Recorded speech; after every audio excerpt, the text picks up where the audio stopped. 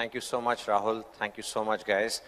TechManch has been like one of my personal favorite events, and I have been collaborating with Naval and his entire team on TechManch for the last 4 years. I remember my first session, especially in the COVID phase, where I got to do a fireside chat on a Teams call, on a Zoom call. But guess what? The fireside chat was with two of the AI machines, which is Amazon Alexa and Google Assistant. And I still remember I used to sit and code experiences or voice skills, as we used to call it, and make those conversations really appealing.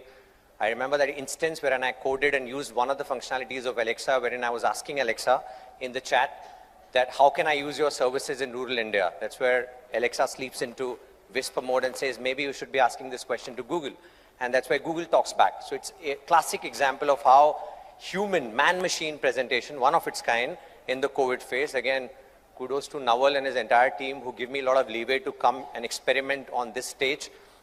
Last year, we did something really engaging, wherein there was a segment on holobox and holograms. And I got two of my clients and very dear friends, Sunita Wangar from Aditya Birla Group and CMO of Britannia Industries, Amit Doshi, to pop live on this very venue. But last year, we had a beambox on the stage. So they came in live. Amit joined us from Bangalore, Sunita joined us from Delhi. They were live and we were having a conversation out there. One of the things which we do as part of evangelizing this entire space of creative tech using platforms like TechManch is not just kind of come here and show you some stuff which remains here, but it actually goes back to consumer experiences which we are building along with the top CMOs in the country. On this very stage, I have done some marquee experiments along with CMOs, like what Rahul was mentioning, was one of the experience which we did, which was on immersive gaming, an e4m Group M gaming conference, wherein me and Burger King CMO Prashant, we came on the stage, we were all geared up with a lot of sensors on our body, and we created an immersive gaming kind of an experience. Let me take you back in the times. Okay, super. So one of the things which we demonstrated at the conference last year was the power of holograms. How can we get real-life holograms to pop in through a simple QR code? That's what I demonstrated last time, which is one of the tech capabilities called WorldCap, which is what I'm partnering with Dale, and we are building that capability for India.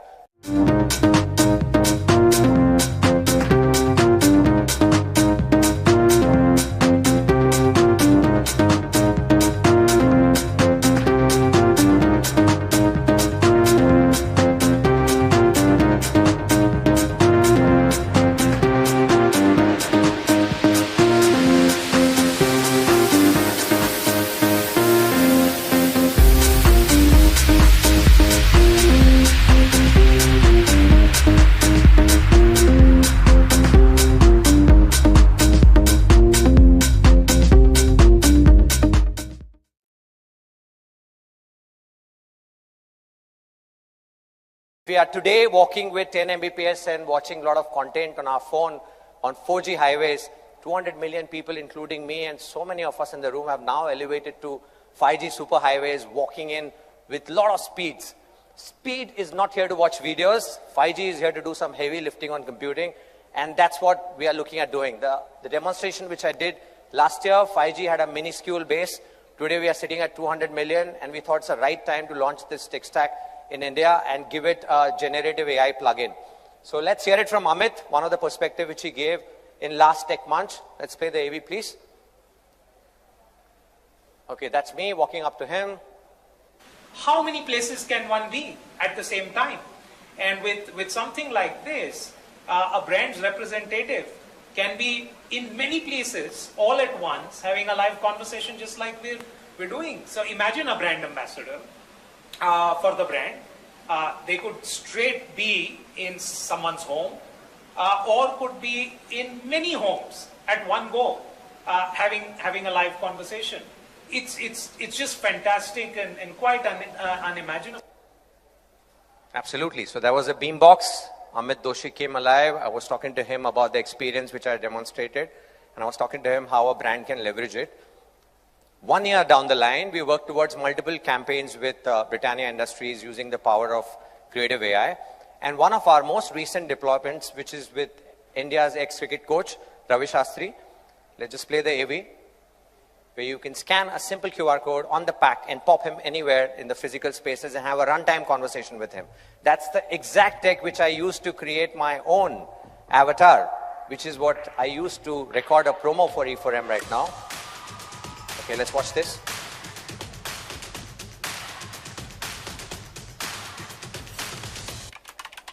As fit as a cricket ball in a bowler's hand, my friend.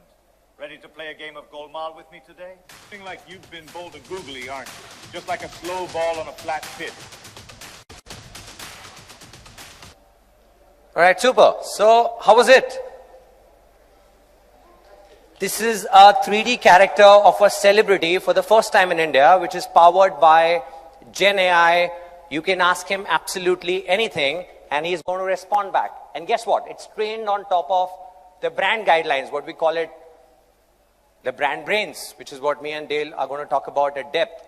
But everything you ask him, he's going to give you a quirky response, keeping the brand ethos in mind, and talking more on the subject. So it can be blanket any question. It's going to keep it around the product golmaal, and it's going to keep it around cricket as the core prompt on which it's being engineered. But guess what? You can pretty much place it anywhere and ask any questions. Let's see my avatar, which is what I use to record a lot of promos. It actually doubles up in my life and does a lot of content creation for me on various subjects. One of which I did recently was for E4M, inviting you guys to this particular seminar. Let's play this, and then I will also let you scan the code and invoke it on your phones and have a conversation, not right away, but maybe at a later date. Let's go. Let's play the AV, please. Hello everyone. Catch me live in my all-new trendy avatar, featuring GenAI with real-time conversational capabilities on the 19th of July at the TechManch'. Let's get creative with technology and explore the future of innovation together. Excited to see you all. All right, let's get that mobile phones out now. Let's scan this QR code. I'm going to pop in right there on your phone. You can place me pretty much anywhere.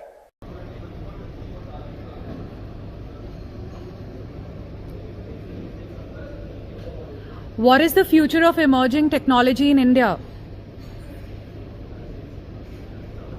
Well, that's a tough one. I think the future of emerging technology in India is very promising. The country has already made significant strides in areas like AI, robotics, and big data analytics. And with the government's push for digital India, things are only going to get better. Just like in that iconic scene. All right, so, I mean, in real sense, the conversations now on generative AI is moving from LLMs, the large language models, to LAMs, large action models. And you are seeing a lot of these multimodal AI experiences which are kicking in. And all of this in some form is also going real time. With this, I would like to invite my first guest. That's my very dear friend Anushri and my ex-colleague at WPP. Together, we share a similar passion on AR. I think me and Anushri, we started the journey back in Group M. She was in our agency then, maybe a decade back. We used to go to Platinum Guild of India, and we used to present a lot of these tech stack together. I still remember our first app, which I would say the industry's first app, Precious Platinum application, on which people could do some mind-blowing try-on stuff in those days. We're talking about 10 years back, right? And both of us used to be like super excited about this. So tell me now, Anushri, how is all the knowledge which you gained in the agency where we were like one of the early ones evangelizing this space, how has it helped you over the years? And any memories you want to share with our audience here? To give you a little bit of context, we are in a gold-dominated culture, right? It's a gold-dominated category. And platinum is the new kid on the block. So it's a very new age metal. It's but about 20 years old in the country. So we are in the stage of build, right? And we talk to a really, really young consumer. So given that, I think technology is just something that we can't, look away from. It's a natural fit for us. And it really helps us tick a lot of boxes at a multiple objective levels, right? When it comes to jewelry. To give just an examples of a few. If I were to talk about design, and design is really core when it comes to jewelry, design is the key purchase driver when it comes to decision making. And technology really allows us to kind of romance design, right? So Precious Platinum app that we did like a decade ago was an intervention in that direction to say that here is platinum jewelry, here is a wonderful showcase of beautiful looking pieces that are very new to the Indian consumer, but hey, they love platinum. And so what could we do to really make it engaging, fun, personal, as well as, come alive in a way that they've never seen before, right? So that was towards design romance and the objective of showcasing design. And there are many more, like, building a connection, building familiarity, given that this is such a young metal in the country, given that, we need to build education for this metal. And the storytelling that technology allows us when it comes to talking about craftsmanship, talking about detailing, talking about meaningfulness in design, talking about emotions that come with this metal. Building those connections are made possible, and the most recent intervention that we will kind of give a hint of is a move in that direction, where we've been able to bring alive the magical story of this metal in a way that one would not have imagined. Is it audible now? It's audible? Okay, perfect, super. Absolutely. I think in the last decade, we have seen complete transformation. And as we see India now, we have moved from, I think when we collaborated, we were pretty much on the 3G, 4G kind of bandwidth. And now we are talking about 200 million people. A lot of them are your target audience who have moved to 5G superhighways, which really allows her to take those marketing solutions a notch ahead. Like if you remember, OnePlus CEO, when he launched OnePlus as a device, people could actually invoke his hologram and he talks about the product variant. But it took audience a huge application download on his phone to invoke that. And what I did last year was a simple QR code scan, and here you have a full-blown avatar of me or real me popping in for a live conversation. That's what speed does to you. So with 200 Mbps or say 1000 Mbps, how will marketers go out there and create stickier destination, modern day marketing is what we are going to collaborate now very soon. Next week, I think first week of August, we are launching a campaign together, which is one of its kind AR industry first experience in the luxury segment, especially on the jewelry segment. So talk us more through it, and if you could give us a glimpse into what we are creating, that'll be lovely. Sure. So, like I said... And we're not going to share it in the public forum till it's released. Yeah, please. So guys, no pictures, keep it to yourself, and she's going to come back to you first week of August with a full-blown campaign where you guys get to experience it. Yeah. So, like I said, right, education is critical. Building familiarity for platinum is critical for us, given that it's such a new metal, and somewhere AR has helped in storytelling, in really bringing alive the story of platinum in a sensorial way. And you'll see it when I say sensorial in the glimpse that we put across. We've been able to... The idea is that this consumer who likes immersiveness, who's really, everyone's fighting for his attention, how do you get him to engage with something that is maybe to him at this stage so peripheral, but yet there is love for it? And so how do we tell the story of this metal in a way that connects, in a way that leaves an impression, in a way... Five leaders, I totally look up to him. We've been collaborating for the last 2 years. That's my friend and a very, very amazing sci-fi leader. I couldn't get enough of him since I met him now. A couple of hours, we've been just chatting. Yeah, we met online actually. It wasn't a dating site, but it was in February 2022. It was a WhatsApp group called the Metaverse Movers, which WPP set up to try and connect all of our innovation leads around the world and start a community. And absolutely. Yeah, just more than 2 years later, we're now meeting face to face. He's a lot fitter than I imagined. I believe it's due to all of his hula hoop exercises, which he does wearing his Vision Pro, by the way. Absolutely. Thank you so much for accepting our invite and for coming to India. Means a lot. We are here to learn. First question, which really, like you spoke about communities. I mean, I've been with WPP system for more than a decade now, but in the last 4 years, the kind of community exercise which WPP is running, which allows us to seamlessly collaborate with the best of the best WPP Global and gain like the top-notch insight, like what I've learned from you, and come back to the drawing board, get a community created in India to speak your language and get all these fancy use cases going. One of that is WallCap, which you saw, how we demonstrated it, and now we pretty much made a life for a client in the form of 3D asset, but very soon it'll be like actual humans like us, popping on top of a Coke can and performing some creative storytelling for the brands out there. Yeah. So how do you see that collaboration and where is it going? Well, I think it's, if we look at WPP's transition over the last several years, we've really been looking to simplify the business. And so you've obviously all witnessed a lot of mergers, and we moved towards having as few companies as possible, but as many as we need. And in that exercise, I think it really is ultimately to service our customers. Our clients are seeking simplicity.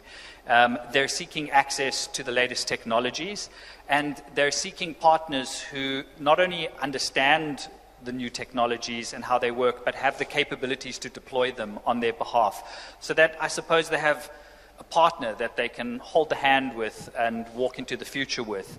For us internally, I think it's just really important that we align. And so WPP Open was created several years ago as almost like an intranet, if you will, alongside another service called Inside WPP.